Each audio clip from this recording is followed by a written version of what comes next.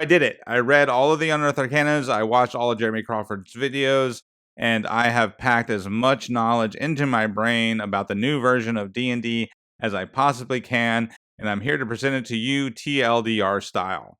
This is the new Dungeons and Dragons.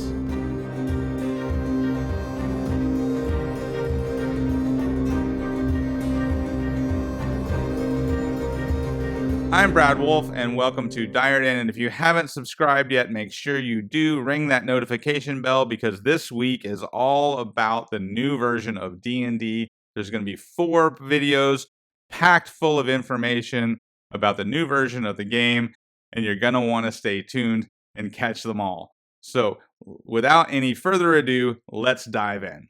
So one relatively minor change, but it's important to establish here at the beginning, is that they are dividing all 12 of the D&D classes into 4 different categories: warriors, experts, priests, and mages. So this video is going to focus on the warriors, the barbarian, the fighter, and the monk, as well as weapon mastery, a new system that they're adding for combat. And the next video will talk about the experts, the bard, rogue, and ranger, and also use that as an opportunity to talk about power creep and how all of this fits in as far as backward compatibility with the 2014 version. Third video in the series will deal with the priest, cleric, druid, and paladin, and we'll also talk about the supernatural extraplanar elements of the new edition of D&D and how they're managing those things. And lastly, we'll talk about the mages and the updates and changes to the spells in the new version of D&D. One thing that's important to point out before we get into the warrior classes is that the Great Weapon Master feat and the Sharpshooter feat have changed. They no longer give the -5 to hit with the +10 to damage. Over the course of 5th edition, I think we all realized that that mechanic was kind of broken and just was not delivering on any real flavor, and just made those feats a priority in any sort of optimization build for warrior classes. So that's why I want to point that out now, because it's so integral to a lot of the optimized 5th edition design. So that is going away, and instead what we're getting is weapon mastery. Now, early on in the 1 D&D playtest process, I was not a fan of weapon mastery. I made multiple comments saying that I felt it was too fiddly and that I didn't really like it, and I was afraid it was going to slow the game down. And for the most part, I still hold on to that opinion. But here's how it works. Each weapon has its own property, and then certain classes have mastery ability to use those properties to do different things in combat. Here's 4 examples. Cleave, which is on your great axe and your halberd, your big slicing weapons. If you hit a creature, you can make an extra attack on another creature within 5 feet of it. You basically slice through one enemy and into another, making an extra attack. Nick is a feature that's on the scimitar, the sickle, and the light hammer. Nick effectively lets you make 2 attacks as a part of your attack action, as long as you have 2 light weapons, where in the previous edition you would have to use up your bonus action in order to make that extra attack. Topple is a property that's on the battle axe, trident, and lance, and it of course lets you knock a creature prone. Now, Vex is a feature that's on the short bow, short sword, and rapier. And with Vex, if you hit a creature with the weapon and deal damage to that creature, you have advantage on your next attack roll. So those are the 4 weapon properties I think will be most popular. And this is where we start to get into the illusion of choice territory. If you have a handful of features that are most popular and most used, then the rest of those features are kind of superfluous and they aren't really a choice. So that's one of my other concerns about weapon mastery properties. However, I know a lot of people really like these and are looking forward to them, so I could be in the minority and I might actually like them better once we start using them on a regular basis. We'll see. Let me know what you think. So let's look at some of the changes to the Barbarian. Rage now ends after 1 turn, but has a list of options that extend the rage. This replaces the 2014 rule that said your rage ends if you don't make an attack. And this is really just a game design change. So instead of saying your rage ends early if this happens, it says your rage continues if you do this. So rage effectively works the same. However, the change in wording is a change in focus. It puts the responsibility on the player to remember to extend their rage, instead of the pressure on the dungeon master to police the rage and know when it's going to end. That is just overall better game design as the player is incentivized to improve their own ability instead of wait for the dungeon master to put limits on them. Another change is the advantage you get from your reckless attack ability lasts until the beginning of your next turn. So therefore, it would apply to opportunity attacks or anything else that would give you a reaction attack. The instinctive pounce was an optional rule from Tasha's Cauldron of Everything, and it is now included in the new core rules. Brutal Strike replaces the old ability called Brutal Critical, so you can now choose when to use it instead of it randomly happening on a roll of a 20. This takes the randomness out of it and allows you to choose when to use the ability, which means you're probably going to use the ability more often. So those are the highlights from the Barbarian class. Now let's talk about subclasses. And before we get into the Barbarian subclasses, let me explain that all classes in the 2024 Player's Handbook will have 4 subclasses. So unlike the 2014 version, where you had the Wizard with 8 subclasses, the Cleric with 7 subclasses, and then the Ranger and the Sorcerer with only 2 subclasses, that was a pretty big disparity. But in the new version of D&D, there'll be 12 classes, and each class will have 4 subclasses. So for the Barbarian, we start with the Path of the Berserker, which is not new, but it got a serious upgrade from the 2014 version. Next is the Path of the Wildheart, and this in 2014 was called the Totem Barbarian, but they got rid of that name in favor of a new name, but essentially it's the same design concept, but again upfitted for the newer edition. Next is the Path of the World Tree, which is a whole new class with an extra planar theme to it, inspired by the World Tree of Nordic mythology, and that the World Tree connects multiple planes of existence. Lastly is Path of the Zealot, something we've seen before in Xanathar's Guide to Everything, but again it's been updated and refreshed for the new edition. Now I used the word refresh there and not upgraded when I was talking about the Zealot subclass, and that's because the Zealot did get a little bit of a nerf. Now the Berserker, on the other hand, definitely got a serious upgrade from the 2014 Player's Handbook version. In fact, it may have gotten too much of an upgrade, and if I have a criticism of the Barbarian subclasses, is that the Berserker does look to be a little more powerful than the other 3, but we can probably expect a little more fine-tuning. They're not going to be publishing any more Player's Handbook Unearthed Arcanas, so we're not going to see any more changes until the book actually comes out, but hopefully they are still going to be fine-tuning these a bit and adjusting them. But overall, I think these subclasses are solid. There's nothing in this D&D playtest that stands out as glaringly broken the way the Monk Way of the Four Elements subclass did back in 2014. We all know that that subclass was basically unplayable. However, everything in the new edition looks very good and very well balanced. So moving forward throughout the rest of these videos, when I have a criticism, just realize that those criticisms are kind of nitpicky, and they're more about trying to fine-tune the process, as I don't think anything in this new version of D&D is bad. I think it's all good. And any other balance issues, I'm kind of expecting them to continue to fine-tune before the final edition comes out this year.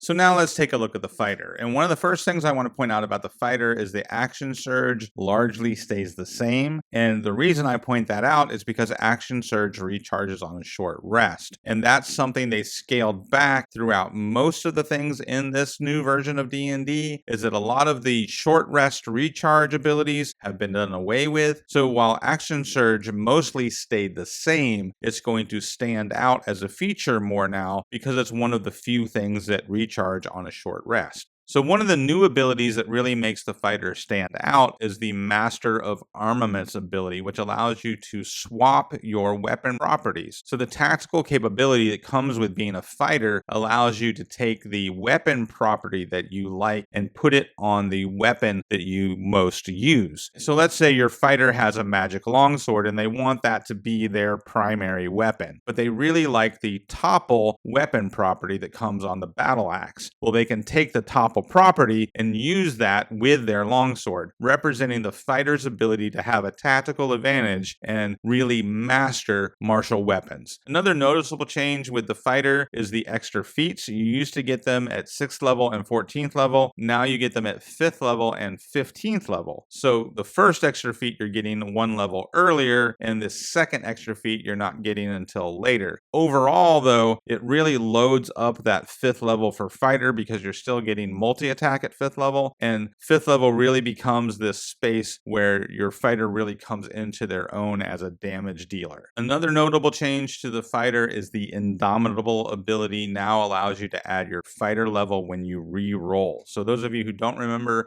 Indomitable used to allow you to re-roll a saving throw, which wasn't the greatest ability, but now that you can add your fighter level to it, it really makes that reroll ability feel more useful. So those are the more notable changes to the fighter. Now let's look at the fighter subclasses. Now, the 3 subclasses from the 2014 Player's Handbook are all going to appear in the new version, and all of them have had significant upgrades. Now, the Battlemaster was one of the most popular and probably the most versatile fighter from the 2014 edition. I was originally afraid the Battlemaster would be done away with because the weapon mastery and weapon properties were so similar to the fighter Battlemaster maneuvers. They didn't do that. The Battlemaster is still here and really stands out as probably the most versatile and tactical fighter because now you're adding the weapon properties with weapon mastery features and the Battlemaster maneuvers, allowing you to do all sorts of cool and interesting things with your fighter. So overall, I think the Battlemaster stands out for its versatility. The Champion is a pretty solid tank, and